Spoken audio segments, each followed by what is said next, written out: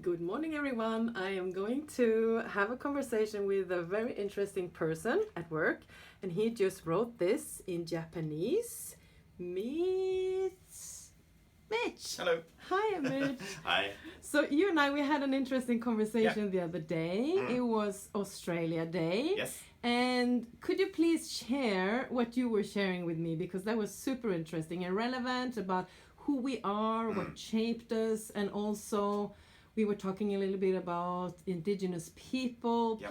Please share. Okay, so Australia Day is the 26th of January, and I'm here in Sweden, but my family in Australia all on the National Day of Australia all go to protests, which is a sort of surprising thing to do on a national holiday, to protest.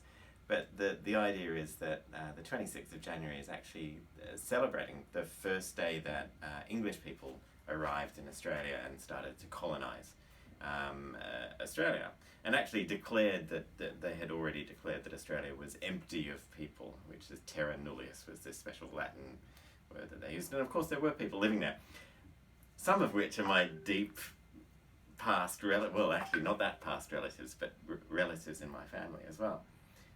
So it's an interesting day to reflect on identity, because my family tree includes people who are Aboriginal, but also as recently as my grandfather, who was born in Wales and migrated with his big family then, and also an English criminal on those first fleets of ships that arrived in Sydney in 1788, who forged and was caught forging someone's signature, and that's why he was sent to Australia.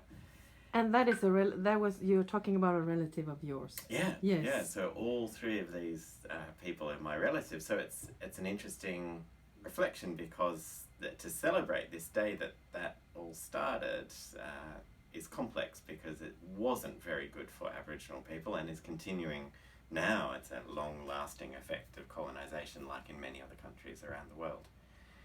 So still, like health. There's health problems with the Aboriginal people dying earlier, being incarcerated and put in prison much more often, having lower standards of education, and that's a story that you see in black communities in America. Yeah, in many other countries where exactly. you have those indigenous population. Yeah. Exactly. Mm-hmm. And your friends and family in Australia now, what are they saying? What are the conversations there? Okay, so Australia Day has alternate names for people who think that it should be changed. It's quite often called Invasion Day, to sort of show that this has got that part of it. Some people twisted that a little bit and call it Survival Day, as saying, well, maybe we can put a sort of positive idea on it, which is an interesting idea too.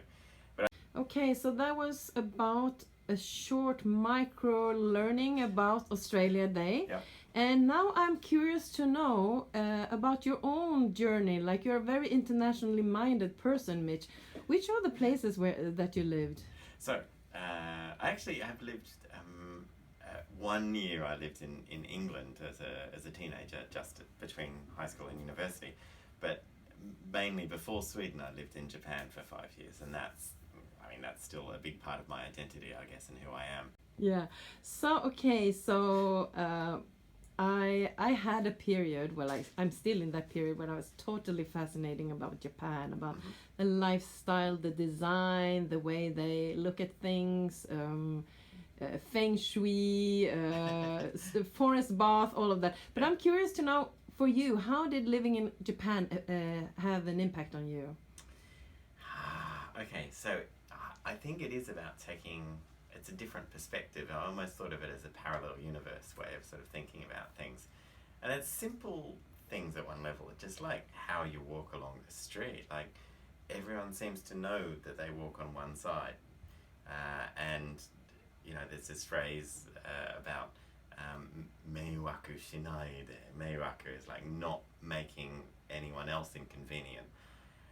And that's a big part of it.